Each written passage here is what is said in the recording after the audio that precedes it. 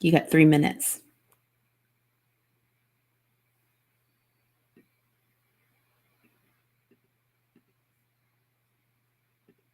I'm just kidding. Hey, everybody. We are on today to talk about real estate investment. So, if you are live with us, please let us know where you're watching us from. Please make sure that you share this live. There's going to be lots of great exchange of information. And so for those of you who are interested in this topic, we want to make sure that you share it so we can get it to your circle of friends, and so they get to learn about real estate investment. Callie's just kind of sharing it to some of the groups and to our personal, and then we will get started here.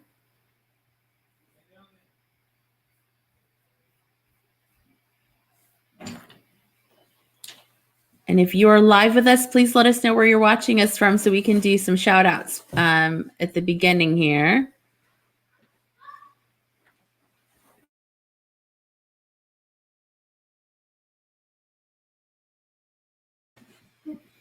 Hi, William Yang from New Zealand. How is the weather over there? In Portland today, it was a little bit sunny, which is great. Sun's coming out. So we've got Sandra from Wisconsin. Hi, Sandra. How are you? We've got, is it Bancha Hyung? I may be butchering your name, girl. I'm sorry. I don't read Hmong so well, but she's from Wisconsin. Hello. Sheila from Stockton. And we've got Jill from Minnesota. She said, hi, beautiful ladies. Hello, Jill.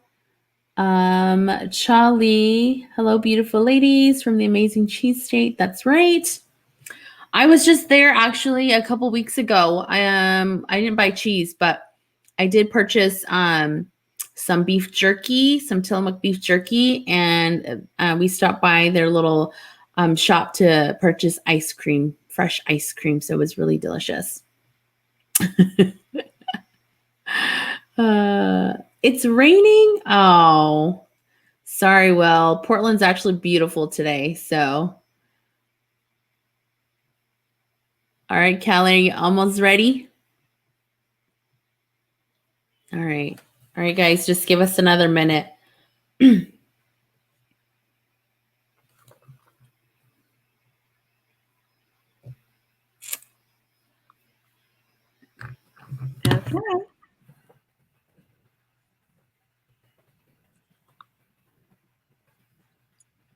You ready, girl? Yep. All right. So we'll get started here. Hi, everybody, and welcome to All That Talk Show, where we strive to educate, empower, and entertain. I am your co-host, Olivia. I'm Callie.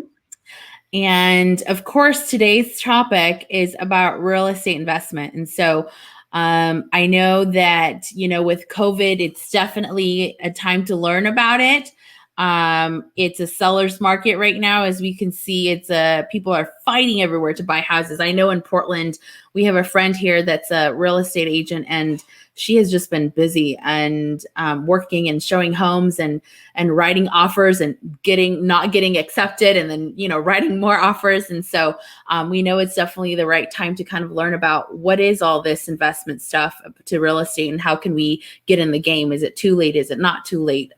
What tools are available to help us? And so we have a guest on today that's going to help us dive into all of that. So I'll turn it over to Callie to introduce them and bring them on, and we can kind of go from there.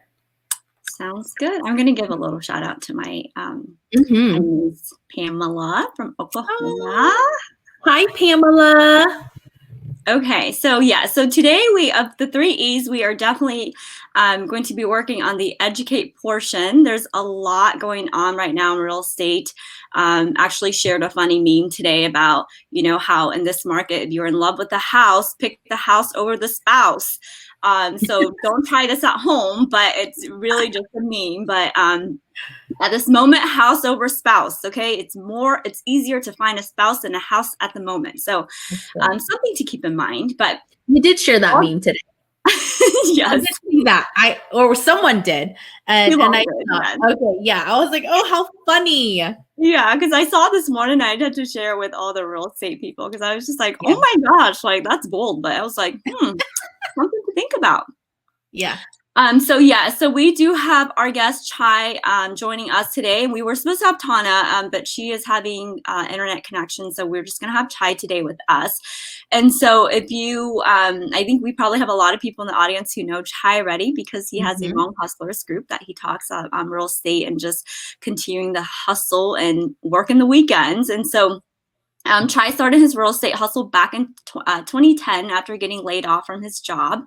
And now he currently owns 8-unit apartment building in Milwaukee, Wisconsin, 7 single family homes, and 5 Airbnb rentals over by Disney World in Florida. So if you're ever in that part of the country, definitely see if he has one available. Um, and so, with over $2 million under management, he's now sending the elevator back down to help any Hmong real estate investor wanting to learn this business should they choose to. And so, we are so grateful to have him tonight to take time away from his money making deals to join us on this non money making time that he is. So, please give him lots and lots of hearts and definitely feel free to ask lots of questions. So, we've taken questions that were previously asked and try to incorporate them into the agenda. But definitely make sure to ask your questions and we will try to get to them as we continue this discussion. Mhm. Hey guys. Hello. Hello. Welcome. Thanks guys. Well, ladies, thanks for the intro. Nice intro. Definitely. And it's 10 o'clock there, right? So it's quite late there. Yeah, it's a little bit late, but that's fine, because I gotta keep hustling at night. That's the best time to, Oh because you my gotta put gosh. the kids Stop. away. That's Put the right. kids away, and then And you you're can. not, you know what? Okay, I heard this great quote from this guy. I can't remember where I heard it from. And he said that if you're not a millionaire yet, you can't take weekends off. But I think that can be applied to evenings as well, correct? Yes, Right. because remember, like a lot of people are sleeping or whatever. This is the best time to catch up to them. Right? Get ahead of them. Right? So this is one way So, too. Right? so then when do you sleep? When you die. When you get tired, when your body's about to give up, and you're like, all right, I think I need to sleep. That's when you go, all Okay. right, I'll just take a few hours, and you back up. I know the feeling. Yep. Kelly and I stay up pretty late. Sometimes we'd be like texting each other at like 1 a.m, but that's like when the best ideas come to mind, Exactly. So, yeah. That's But the only reason why we're Green Dot active. I do want to give you guys an applause. Guys, give these girls a thumbs up or something, right? Give them thumbs up or hearts, right? Give them hearts because just coming on the show, I can see how hard they work. And I'm like, wow, they do a lot of stuff behind the scenes. So Thank give these you. girls some hearts, and we appreciate these girls or Yeah, ladies. thank you so much. Thank you. I feel like a girl. Like I feel like that I want to be a girl, right? Because you Less stress, less stuff to do, less responsibilities. That's right. All right, enough about us. Let's turn it back to you. Okay. You ready for this? Yeah, let's do it. Let's talk real estate because you make a lot of money with it. So let's go. Definitely, we know everybody else. 81 people right now who are wanting to learn, and we're definitely 81 plus 2 of us really wanting to learn today. And so let's kind of go back to what prompted you to start investing in real estate. At what if you recall, like what moment you're like, you know what, like let's just do this. Yeah. So back during the crash, right? The real estate crash. 07, 08, whatever it was. I got laid off. And I was in IT, right? So IT was like one of those jobs where you kind of don't get laid off. Yeah. So it was rough. So there was no jobs. Everybody's getting laid off everywhere. And I was like, wow. So I got laid off. We just bought a house. I just got married too, right? And we just got cars, 2 cars. And I was like, man, what am I gonna do?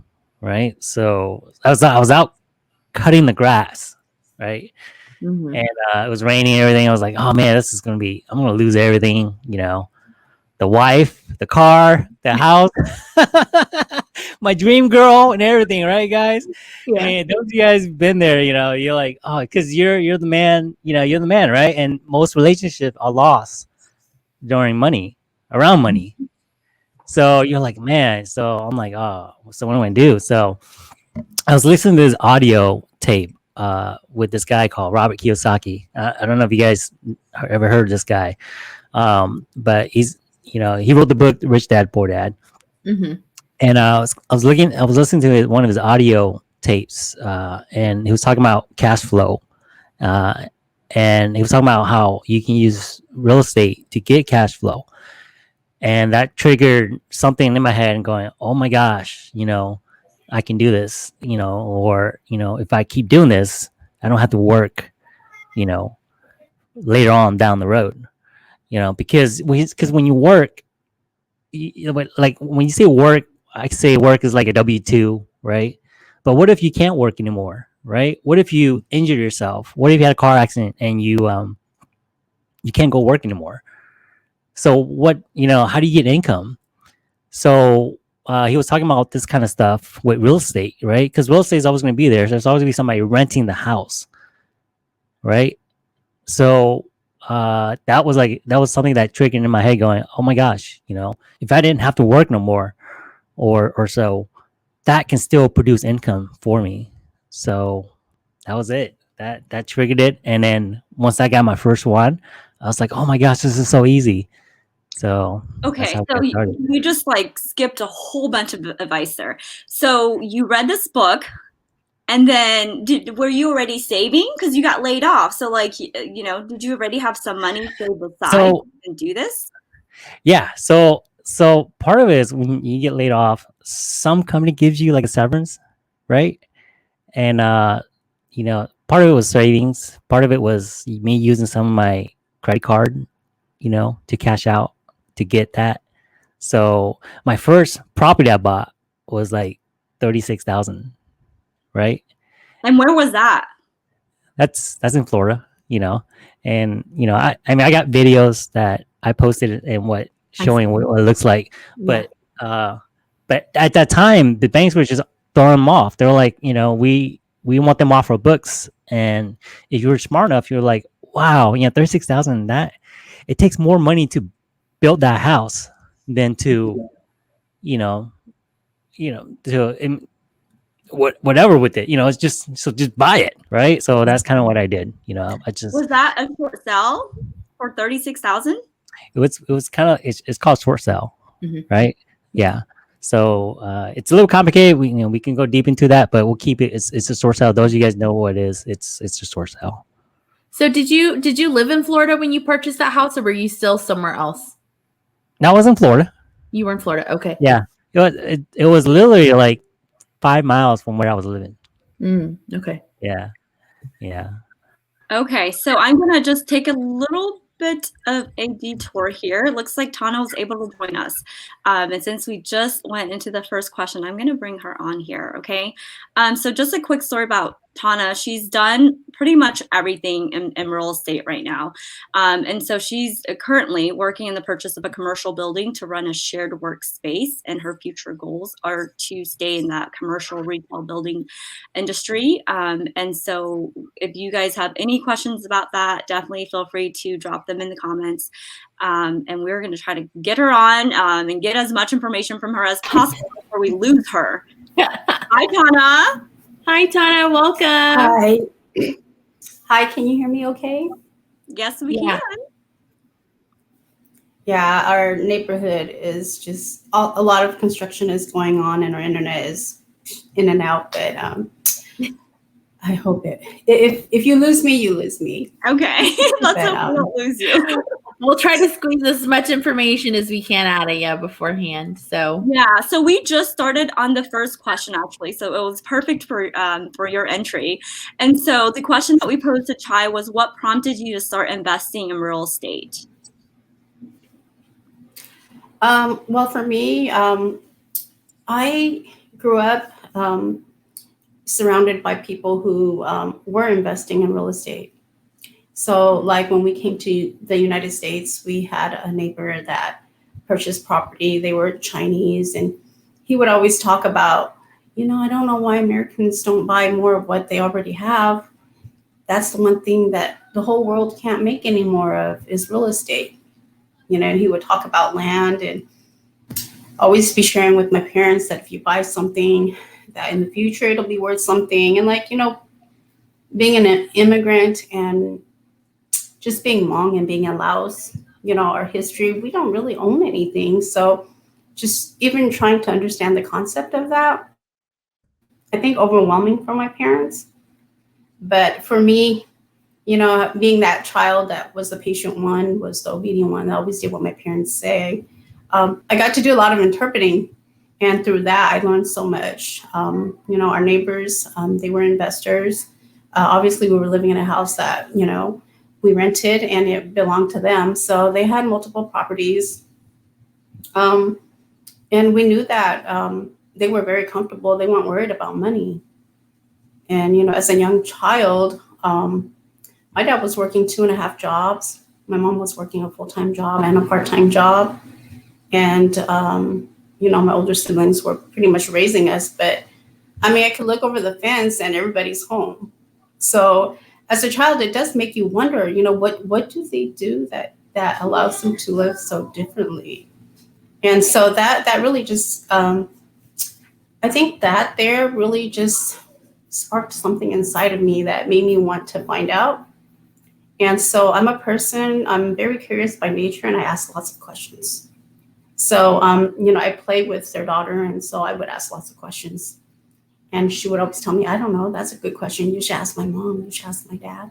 And so I did that. And so I learned, little bits and pieces about real estate, and they would explain how real estate works, how if you buy it, it would have value. And they were showing me the value of coins. It's like they collect gold coins too. And so, they were just very open people, was willing to share everything that they knew, wasn't selfish of any knowledge or experience or wisdom that they had. And I think just not just being exposed to their lifestyle, but also just to their way of thinking, it made me really feel alive, and it made me believe in dreams. I didn't know what dreams looked like, but I knew that, they had their dreams. And so I paid a lot of attention to real estate just because of the little conversations and questions that I asked. So I knew there was money there. I knew that that they were assets if you use it such as. And so I think a lot of the concepts and the strategies as a child I was exposed to. So it just stayed inside me until when I actually started doing it. Yeah. Yeah. So Chai talked about, buying his first property back in 2010. So what was your first purchase? Okay. So my first purchase, I was 19 years old. Honestly, I didn't know what I was doing, but whatever I did, it was right. Mm-hmm. I think it's just taking risks. Sometimes it's better that you don't know. And for me, when I was young, I didn't know and I wanted to know. So, living in Clovis, which borders Fresno, my parents bought a home in a very conservative neighborhood, and it was very, very safe. When my husband and I got married, I moved across town. They lived in the west side, and they lived in the projects. So my world was kind of flipped. So we lived there for about 11 months, and I was working. My husband was working. When he turned 18, they stopped receiving cash aid. So they were just getting I believe it was $178 in food stamps and, housing.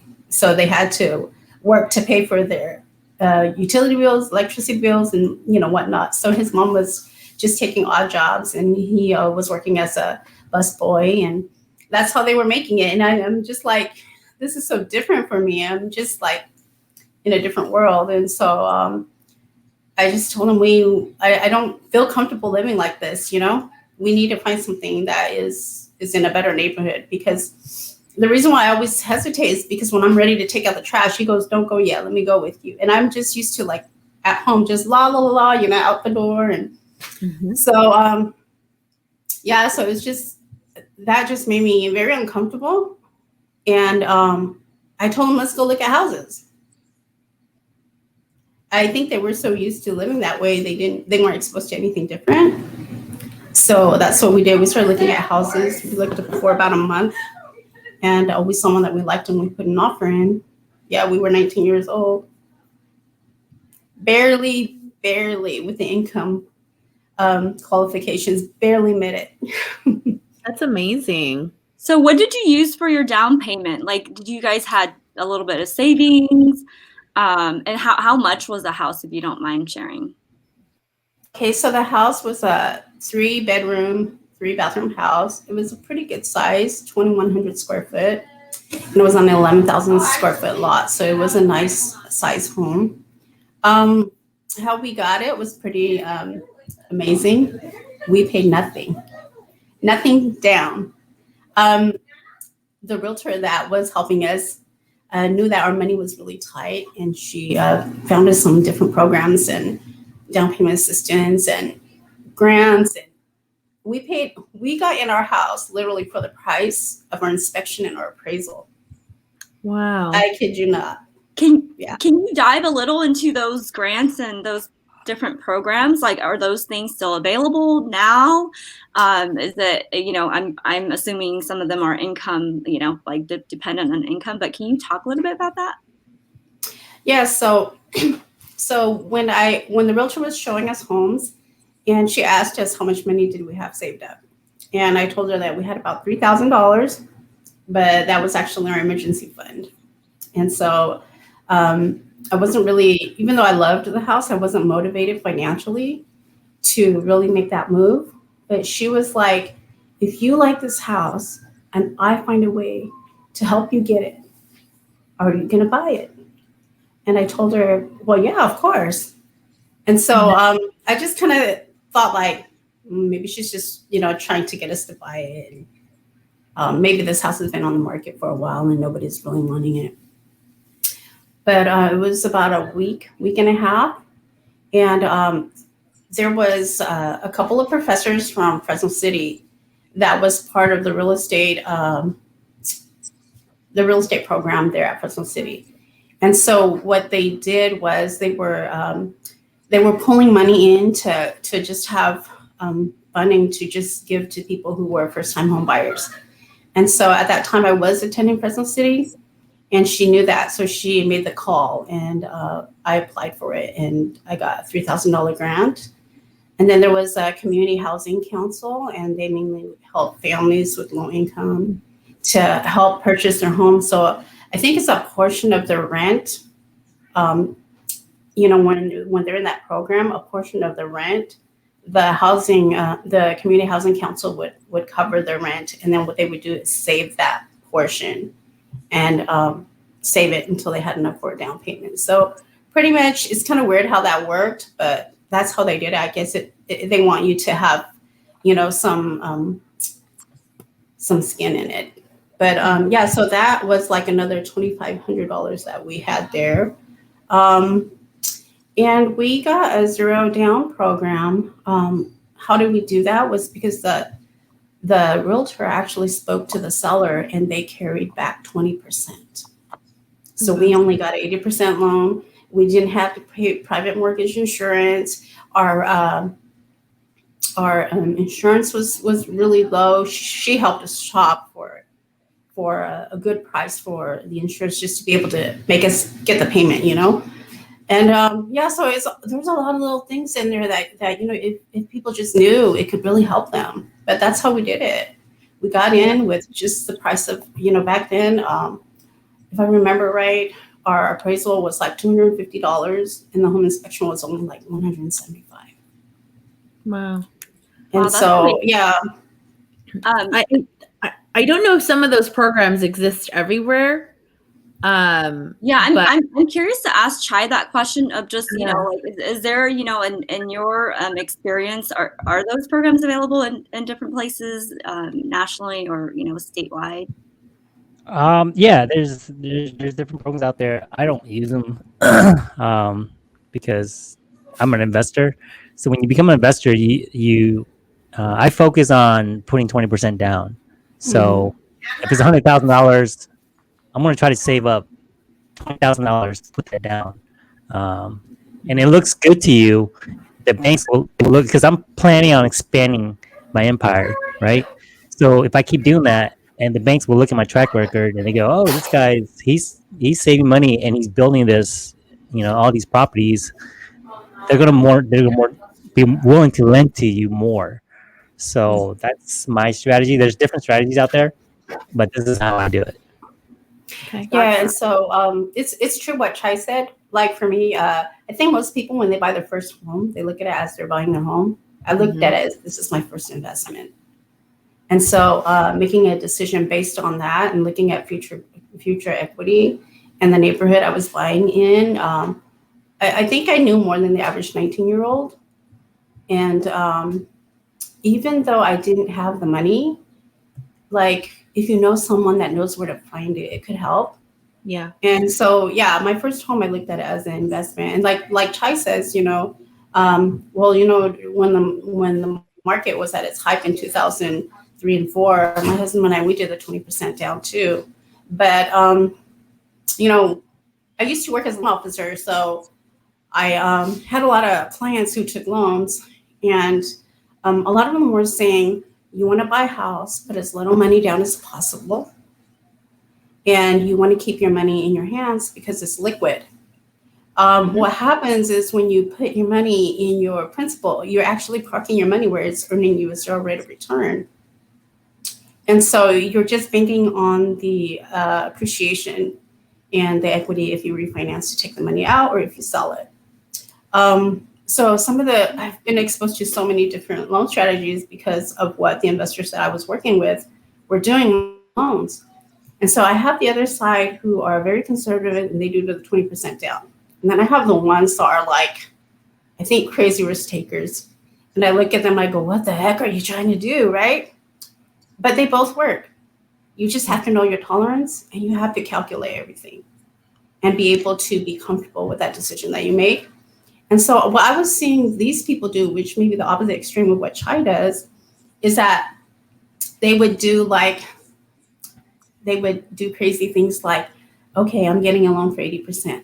I'm going to get the seller to carry a second for 5 years. I'll pay them all back, in full at the end of 5 years. And so these were the kind of contracts I was looking at when I was doing these loans. I'm like, oh my gosh, is this even possible? Yeah. And then it happens. So I would ask them, well, why would you do that? And he's like, well, I don't want to put any money in there because if I put my money in my principal, it earns me 0 rate of return. I could put that in something that's earning me 3, 4, 5%. And the money is liquid, I could touch it. If it's trapped in my principal and I lose my job, I can't even qualify to touch my money. And if I did, I have to pay interest and I have to pay closing costs. Now, why would I do that? So I have a question on so you're saying you have your loan set up as you're carrying 80% and the seller carries 20%. Is that correct? No, in it's some cases, not all will do it. Some will. Some will. So why would the seller even want to do that? Good Just question. To get rid of their property? Sometimes if the price is right, they'll do it. Either that or they want hands off, right? They don't want to manage it no more, right? They got too much stuff on their plate. Like usually the time they're older people. So they don't want to manage it, but they still want the income. So she's using an awesome strategy there. So there's many strategies out there, but that is a great strategy. That's just one. That's just one of many. Yeah. So kudos to you. You were like 19 when you were doing this? Yeah, 19 and a bit outrageously risky only because I think of the crowd that I run in, they're all like that, Yeah. So and is like that I said, something that you need to propose to your realtor or your loan officer, or because I bought my house, but nobody's ever told me that, and so I guess now that I know that, right, going into a transaction, I'll know to even think that that's a possibility. But is that something that you just kind of know, and that you need to tell your loan officer that? It takes a realtor and a loan officer because the realtor has to work with you on the real estate strategy side of it and how to write an offer and convince the listing agent to get the seller to agree to these terms. Mhm. So you have to have two great agents who have the same goal, knowing that they want to complete the sale, make all parties happy, and have a great closing and get paid. So, like, if everybody's working together and there may be hurdles, but you're pushing for the same thing, even though it's hard and it may not be perfect, 90% of it will get done. So, And so she's right. You want somebody with a good mindset, right? Like an investor mindset, right? The agent has to have a good mindset. So when you talk to that agent, they gotta have that mindset already, or already have that strategy in mind. She found the right agent that gave her that option, right, Tona? mhm. Yes. And you didn't know about this, right? So you found the right agent, and if that was like it, you became successful out of that. So part of it is who you know, right? Always find out who you know. Find the smarter person than you to do this. So that was an awesome strategy there. Are you still in contact with that agent, Tana? Actually, she's retired. She's retired. We still talk. And she was a very successful investor, and that's why I was so influenced by Yeah, yeah. her. Yeah, she was like 45 when she retired. And I bought that house when she was like 35 years old. And she was only doing real estate 5 years before I met her. So 15 years. Wow, So she had an ex. Yeah, she was an I agent. just want to take a minute just to say, if you're a first-time home buyer, there are opportunities to be able to buy a home with 0% down. Those are things that you probably have to research and look for programs in your area. And then the thing that we were just talking about is the strategy where the seller carries 20% of the loan. And of course, this isn't required. This isn't something that everybody is going to do, but with the right property investment, with probably a lot of pieces working really, really good together, that's a strategy that you can use. So I'm curious to know, like, what are some other just like common strategies that, regular people don't know about that y'all have seen? Well, it depends on your risk factor, like kind of what she was saying, right? So if you the greater risk that something's going to happen, right? So you're expecting when you put 3% down, you're expecting it to appreciate, and so that won't get you in trouble, right? But what if the house depreciates? Well, that's going to get you in trouble because now the house is not worth as much. So it just depends on your risk factor. I don't like that factor, and so I use a different strategy. Like I said, I put 20% down on all my properties or more, and so I feel comfortable. Like during COVID, right? So I was okay, right? I was like, okay, I know my exit during housing prices were starting to drop, and I was kind of eyeballing. I said, okay, if it drops to this much, I'll still be fine, right? And I mean, fine as in if I sell it, right? But but if you put 3% down and it drops to a certain amount and you try to sell it, you can't get out of it because nobody's going to want to buy it for that particular amount. So it depends on your risk factors. So So the 20% is, I mean, I think that's great, but do you have Dogecoins or like where are you getting this 20% from? gotta make more money, right? So like I said, start with the first one, right? When you start with the first one, money starts coming in, right? It's not until you get to the second one when you start seeing like, oh, rents are coming in.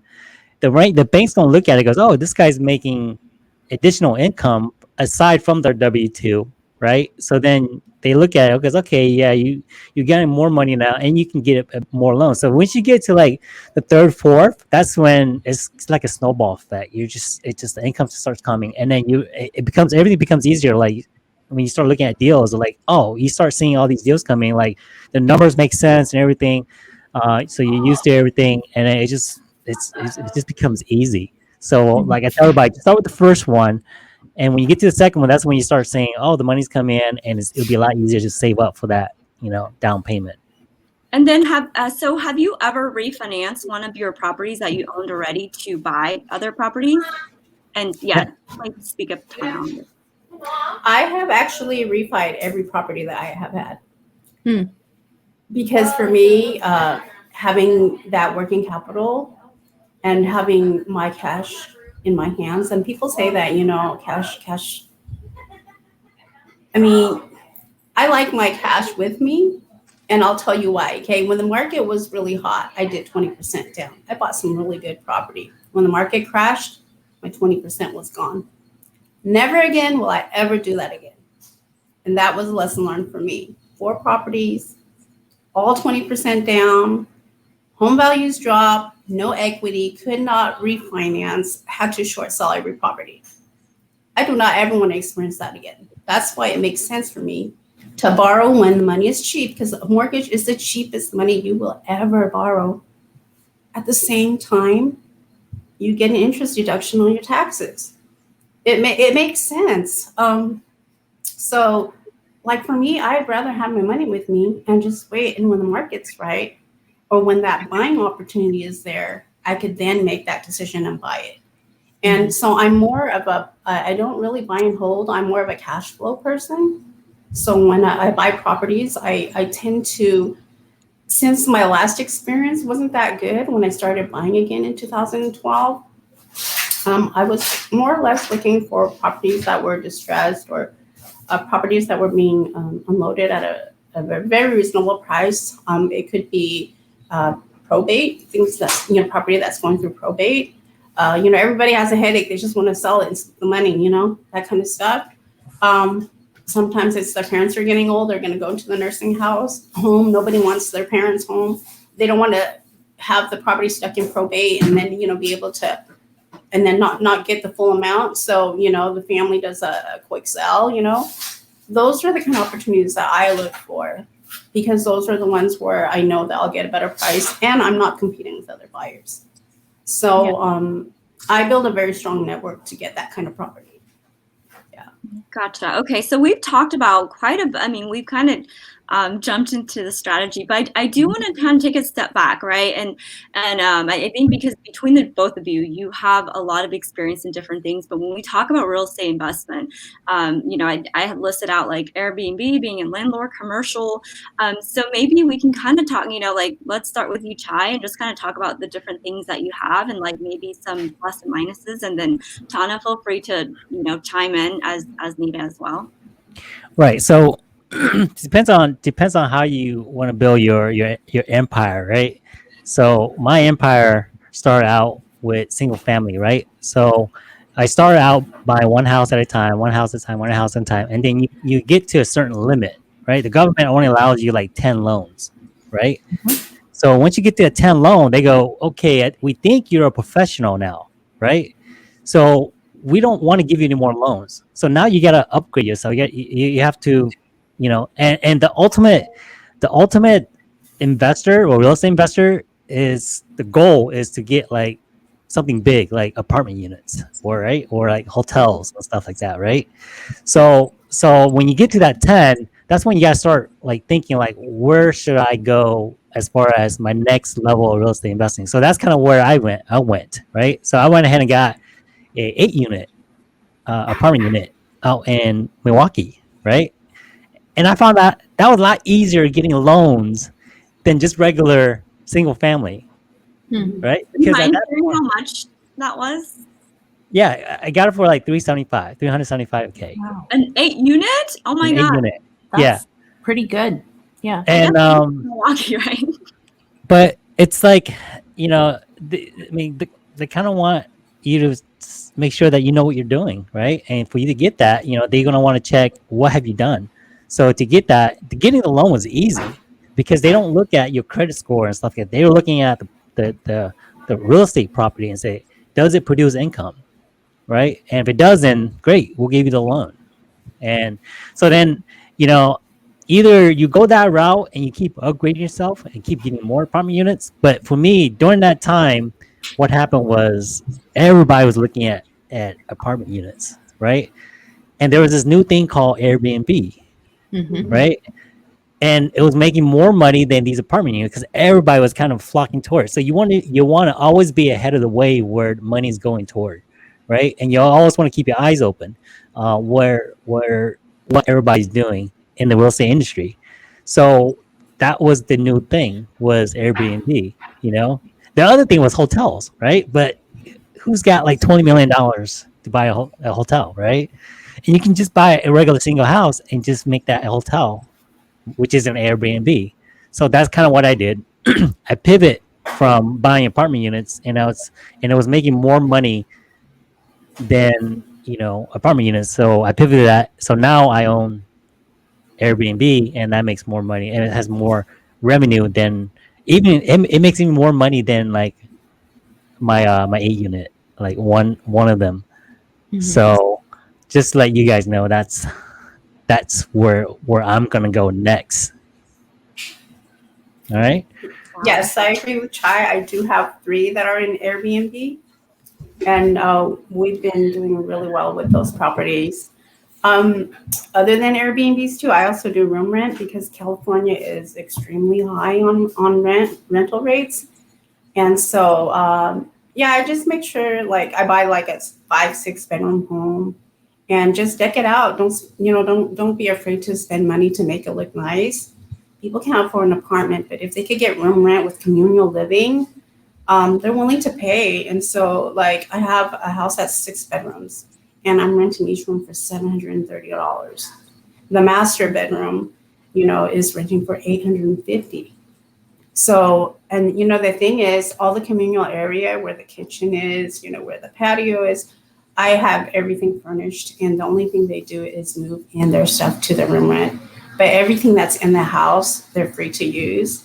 And so they like that. And I'll be honest, I get really good money on travel nurses. Yeah.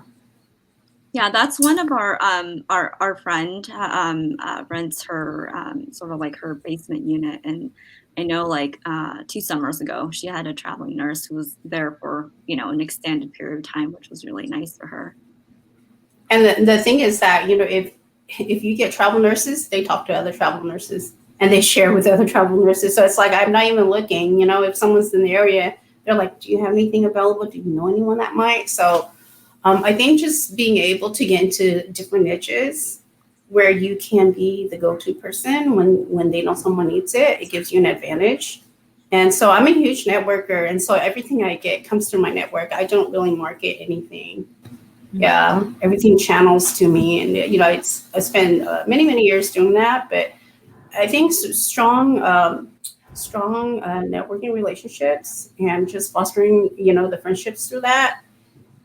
I mean, to me, that's huge. That's where I like, okay, my uncle, he has a house, he's thinking about moving to Idaho. He wants to sell it. Can you comp it for him? And then, I'll give him the comparable sales, you begin to list it. What are you trying to do with it? And I'm the first one to talk to them. And if it's a good deal, I just buy it, So yeah, it's just, I think it's really, I don't know, like with social media now, I'm not so much, in person, but you could still network even on social media and be able to have those kind of relationships. So real estate, guys, real estate industry is all about networking. She's right. It's all about network. Who right? You will find majority of your deals through networking because it's who you know that they might see a deal that they know that it's going to make you money, and that's and that's kind of reason why I created that group, the Home Real Estate Investors Group. Is that we can share deals, or we can share information and say, okay, we see a deal that's coming along the way. And the same thing with like when you start getting into like the high levels, like the apartment build, like the apartment units and stuff. Even though you have the money, like they might not give you the deal because there's no relationship, because they don't know you. Mm-hmm. So when you're trying to buy this, like, I don't know, $1,000 unit and you have the money, they're like, well, still, we don't know you. We don't know you enough that we don't know your background experience, or we don't know if, it becomes like the good old boys, like the rich. It's all about, who you hang out with and, the rich people, right? So, the rich people, this guy. Okay, yeah, that guy. All right, then. All right, we'll give you this deal. So it's all about networking. So network in this industry. So question on both of your properties. Do you manage them, or do you use a property manager for Airbnb and the homes and the apartments, etc.? I manage it. I manage Airbnb stuff myself. The single family, I manage it myself too. My 8 unit in Milwaukee, I give it to like a private manager to manage it. But anything local, I'm kind of like a control freak. so so down here, if I can drive to it, I'll manage it. And if I can't fix it or something like that, I can hire somebody to come fix it. So that's how I manage my stuff. I you can do it differently. You can do it, but I'm like I said, I'm a control freak, and that's just my style. Yeah, I'm totally opposite. I don't want to think about it. I don't want to touch it, but I want to tell people what to do. So, yeah, I just hire good people to do it for me. And, I have good contractors and handyman. And I just tell them these are the people we use. And, the loyalty to them gives us like the best service. They'll do extra things for us, So no, I don't really manage anything. I mean, it's simple the way we do it. All our rents are, we just make them deposit slips that go directly into our account. And every month when the rent is due, they just go make that deposit. We don't try to collect the rent. If they're late after, the 5th, then yeah, we make the call. But other than that, we just have good relationships, and we try to keep our homes really, really nice so people stay for a long time. Some people have actually made offers on the homes that they've lived in, and I've actually sold it to them. Yeah, I'm just a real people person. Yeah, and so I think that's kind of naturally helps to just be able to really care about your tenants too. But we screening, so we always make sure that we have tenants that will meet the credit and the income requirements. Yeah. But yeah, I don't manage any of it. Yeah. I'm gonna grab this question from the audience. So Sandra asked, do you recommend to pay off debt first before starting? What are both of your thoughts on that? Yes. Depends on what debt is. Yeah, so she does like my strategy is different. I don't, right? I want to be in debt, right? Like I said, I got $2 million worth of loans that I control, right? So it just depends on your mindset, right? How do you want to do this? Well, do you want to be totally stress free and say, okay, it's fully paid off, or do you want to be like, I want to use as little money as I can so I can buy more, and so I'm building my empire, right? A portfolio, that is, right? So I want to get to like $1 billion worth of assets, right? That's kind of where I'm going. She's probably looking to her, just getting paid off and have less stress, and which is, you can kind of see how she does it. There's always stress. There's always stress, right? Actually, I never want to pay off my mortgages. I just want to keep taking the money. I just want to leverage. Honestly, I want to have my tenants pay it down. I just take the money out. I go to my next deal, and they just continue paying until I could take money out again. So that's my strategy. So as far as, like I said, it depends on what you say when you say debt, because if it's paying off the mortgage, no, I'd rather get the longest mortgage with the lowest payment so I could leverage that, so I could stack the cash flow every month and build that up. At the same time, have the equity, refinance, cash out, and leverage the tenants' payments, paying towards the mortgage and giving me the cash flow. So so that's kind of like what I do.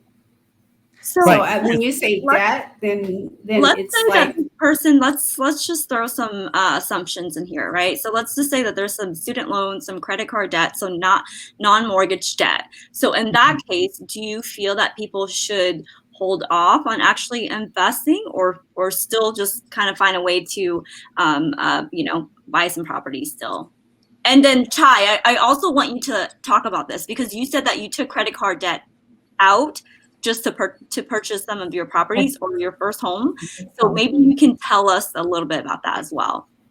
Yeah, I mean, your credit card statements, or no, your student loans, right? If you're talking about student loans, it's already fixed already, right? If you can squeeze it out more, like get a lower interest rate and still pay it as minimum as you can, because you can take you can take the access of that and try to multiply. The key thing is trying to multiply your money to make more money, right? So if you can squeeze more out of that student loan from a high interest rate to like a low interest rate, and take the rest of that money that you were paying and take it and squeeze it out to buy, another asset producing income, whatever it is, that's going to help you. The banks wants to see that, right? Because they want to see, oh yeah, you have more money coming in, whatever it is. But to answer your question with that, I took something that a credit card, and I knew that I can make money within that whole year to pay off of that credit card, right? So for instance, we can just say, $10,000, right? I took $10,000 from that credit card, right? And the mortgage, or not the mortgage, but let's just say the rent. The rent was like $1,000, right? So within 12 months, that was $12,000, right? So if I took $10,000 and I got $12,000 in 1 year, I can get that back and pay that bank back off or so, right? And still be out and above, and I can, there's other more strategy behind that, but you can refi out like what Tona's saying, right? Or you can just lay back, because it's considered an investment, right? And that becomes a tax write-off, because the interest that you're using off that becomes a write-off as well. So that's another strategy as well. So there's many ways you can do it, but you took it from a liability, like something that you need to pay off, and you made it like produce income, and that's the best thing you can do. I mean, real estate gives you that opportunity to do that. Yeah, so I think getting into any type of investment with real estate, I think it is good to know that you can financially pull it. So I don't recommend like maxing out your credit cards. Most likely if you do that, you won't qualify for a loan anyways, because they're going to see that you're borrowing way more than you should. But it's manageable. You have to manage your credit and you have to manage your finances. Banks ask for bank statements. I mean, lenders ask for bank statements. I think sometimes people don't know what lenders are looking at, but I used to be a lender, so I do know they look at your spending habits. They're not just looking at it for the balance. They're looking at your did you have any non-sufficient funds? How much are you borrowing? Because if you have credit cards with the same bank, it's all going to show up there. So, you just have to clean it up. I don't think you have to pay off all your debts. Have enough to continue to have good credit and a healthy liability balance that's manageable, to where you can still qualify to get more loans, whether it be, like with a lender or private loans, or, there's all kinds of different loans out there, and it's not always just your traditional conventional loan that you're going to be trying to get. But so pay off enough so that you can sleep at night. If you put your money somewhere else, you're not worried, and you're not stealing from Peter to pay Paul. You can think more clearly. You can make better decisions when you're not under pressure and stress. I can tell you that. Yeah. So the reason behind that is like, so if it's a great deal and you need to buy that $36,000 house that I bought, it was such a great deal that if I offer cash, I was going to get it, right? So the big piece of it is knowing that that it's a good deal, right? So that's how I got in that deal. Is I made a cash offer, take it, and I can get that property. To get a loan on that's going to be a little bit harder, right? Mm-hmm. So, but if you do the math in your head, all right, so if I threw $36,000 in there, I'll pay that off in like about almost 3 years, anyways, right? So just do the math in your head and go, okay, so then that's a good deal, The key thing is try to get the asset. That's the biggest thing, and if it's a good deal. So that sounds super, super simple, Chai. But what exactly is a great deal? How do you know if a property is a good value, like a good investment property, right? Are you guys already both? I know that I've read Rich Dad Poor Dad. I think he does this whole calculation, so you kind of know what the cash flow that you want and like what rent that you're wanting. And so, like, do you both kind of have that ready, that you know, like, this is, you know, how much I know that this house is going to make if I'm wanting to rent it, and this is how much, you know, like, do you guys kind of have those ballpark numbers in your head when you're, you know, looking at properties? Yes. I do too. So like I use Zillow, right? I also got a calculator. I use a calculator from Bigger Pockets. Bigger Pockets is one of the a real estate site that I use. They have a real estate calculator, right? You put in the price of the house, you put in your taxes, insurance, and stuff like that, and expense and stuff like that. And at the end of the day, you know, you do the calculation. It'll tell you how much you can make with that, minus the rent, you know, minus all that stuff. So once you start doing the math, you start to realize that, oh, you know, at a certain number in that area, you'll start making money. So what I guess what I'm trying to say is, the more deals you analyze, you start to realize, oh, okay, it's going to make money or not. Yes, for me, I do have a spreadsheet that I use. And so, because I do have investors and they do want to look at these numbers, I do a lot of investments on my own, but I do have small groups that we invest together. So since I'm the one that always has to run the numbers, I've gotten pretty good at that. But yes, we do. We do look at the costs of repairs. We look at, you know, just basically how much we're going to be putting into the property. We look at all that as initial money in, right? And then we look at how long before we actually recoup all that back. So, the numbers do have to make sense. Sometimes if it's just a buy and hold, you're not really looking at too much on cash flow. But if it is, and again, it depends on each property and how you want to invest in that property and what the outcome is that you're looking for. Because you can have the same property, but if you're buying and holding, you're having a different strategy. If you're doing cash flow, you have a different strategy. If you have Airbnb, it's a different strategy. And these days, it's just so crazy that where you think that a property is not going to have value, it could. And where sometimes you think that it will, it doesn't. So I think developing your property is important because that's what creates value. If you make it valuable, people just living there, renting it, it's a valuable experience for them. You make money.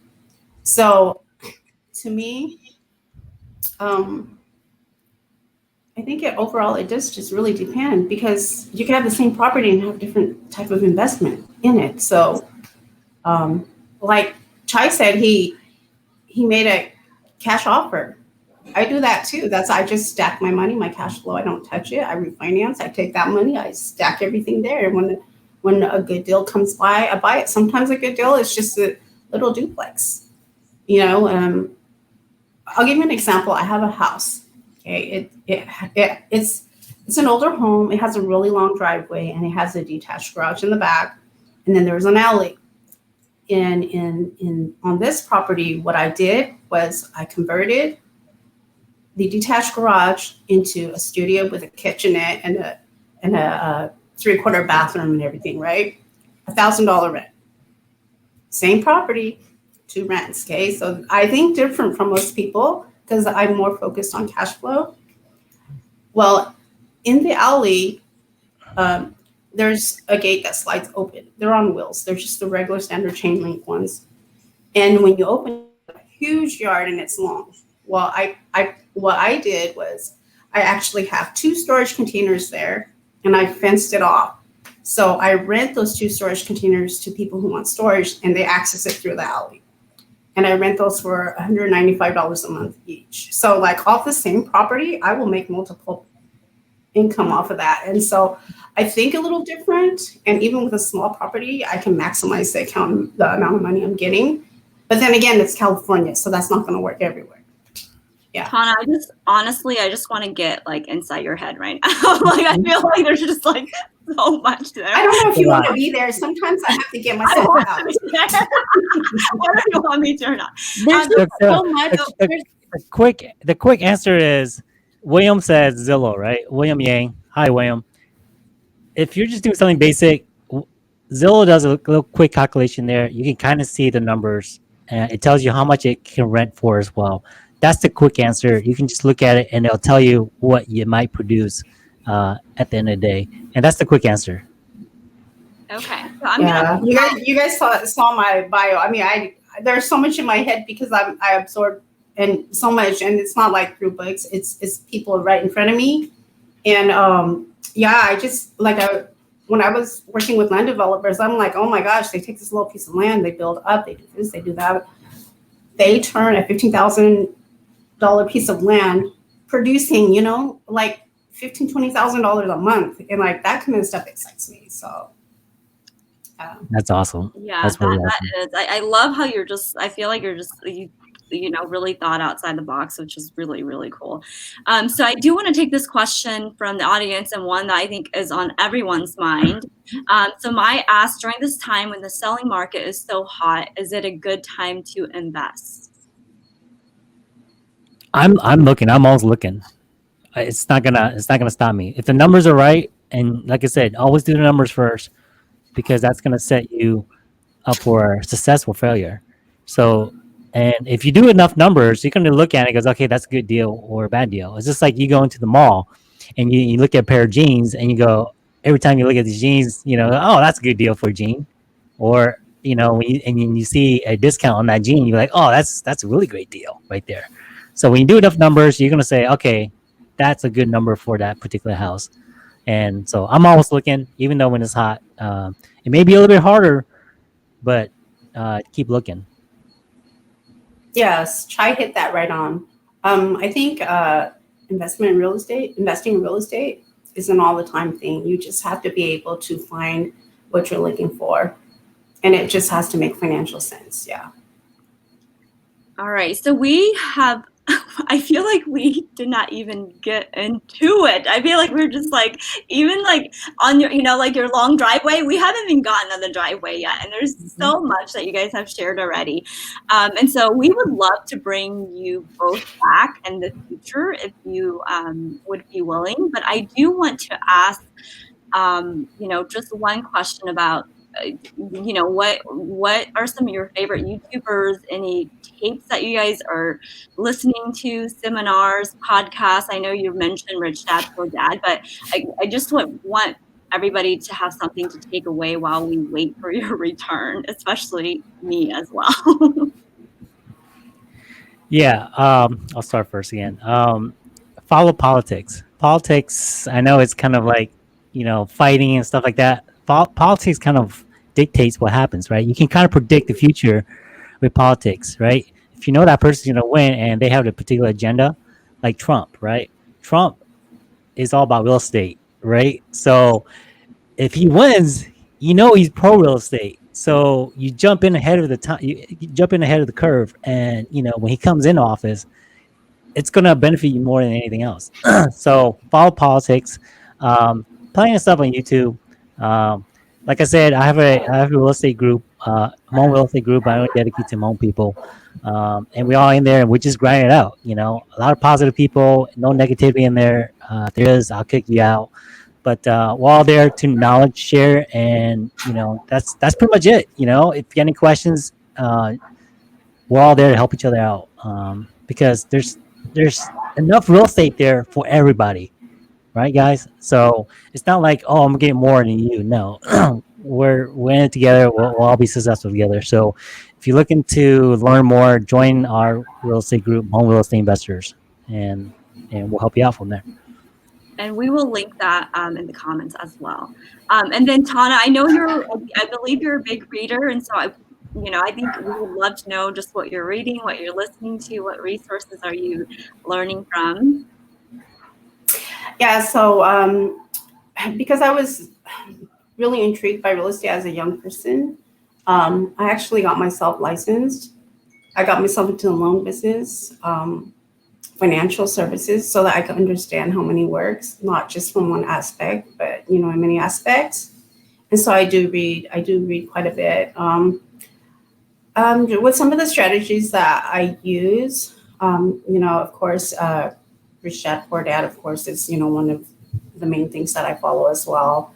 I also do follow small people in my local areas that are very successful doing real estate investing.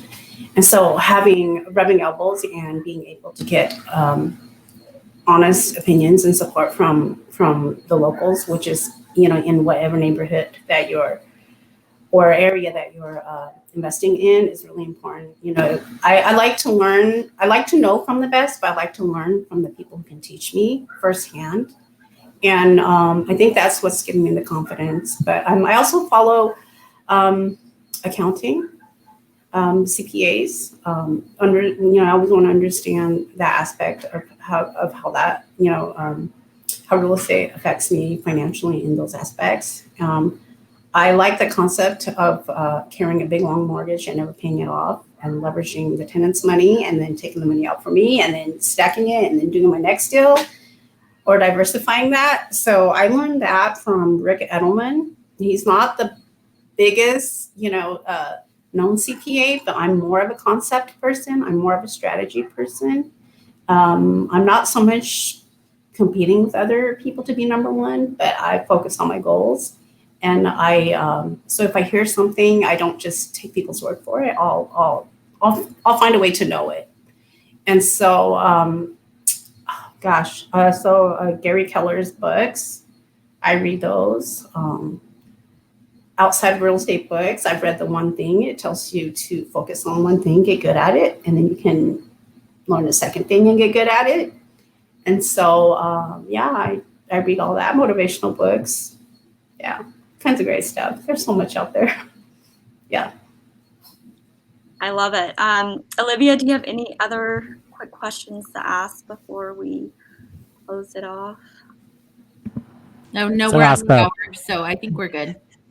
Yeah, this is like so much, and like I feel like you guys have given me so much, and I'm really excited. It makes me really excited, and I hope that everybody also feels the same way who are watching, who are really wanting to get to it. And I feel like, at the end of the day, like, you just kind of have to jump in and do it, right? That's the only way that you can learn. And I think that, as you guys said, there's lots of people out there, lots of resources, and it's tapping into those resources and learning, and like what Chai is doing, giving back, and Tana, both of you, for being here, and giving back in the village. So we really, really appreciate that. Absolutely, yeah. So absolutely. Thanks, girls, for help. Hosting this. You guys looking for knowledge or looking for help, hit me up, message me, or join the group, and love to help you guys out. Mm-hmm. Awesome. And then Same here. Go ahead. Same here. You can connect with me on Facebook. If you want my personal phone, just message me. I'm always okay with passing my number around. And just like, if you want to know anything, I mean, if it's what I know, I can share. If it's not what I know, then obviously I would find out. But I also do. I also do host a series of of real estate investing classes. So there's 8 classes that I teach, and I teach them from the beginning of mindset to just like establishing credit, keeping healthy, debt management, and just, a little bit of everything until it takes you to where you're ready to really make that first investment. So, and I do give them the software, the program, if they want to just kind of learn numbers, all that. It's free. Yeah, it's all free. That's my way of giving back. And sometimes I'll like do drawing for, I'll cover their appraisal or whatever. I'm excited for them. I want them to make the deal. So yeah. Thanks. Yeah, we will definitely link to those classes. And I know Chai does in his group, and then he does seminars as well. And so, and thank you both for like being willing to like give your number out. Like, that's amazing. Like I'm floored. And then Chai, same thing for like the both of you for just being really willing to, help pull, the rest of We us. just So thank we, you. we just want to tell you guys it's possible, right? I started out with nothing, and now I control $2 million worth of assets. All right, Mhm. it's very easy, guys. Don't let it intimidate you guys at all, right? And that's it. I mean, we started out with nothing, so um, keep hustling, Yeah, guys. same Go get here. it. My first deal, less than $1,000 got me my first home, which everybody needs to remember. That's their first investment, which is another strategy. Don't start with a big home because it could kill the way you invest too. Oh, Yeah. so good. Oh my goodness. Thank you both so much. Yeah, we're going to work very, very hard to make sure that you both come back home with us because there's so many things. Like I know I've sent you guys an agenda and we barely even touched that, but we've gotten so much good information. So, all right. Well, thank you so much, everyone, for joining us. We hope that you enjoyed tonight's segment. I know that, again, this is such a big area of real estate. I mean, we knew that going into this, we wouldn't be able to touch on and, get everything covered. But we hope that you're able to find some new strategies and information. Of course, here, all that talk, we believe that conversations drive change, and change starts with you. And so with that, we will see you next time. Bye. All right, guys.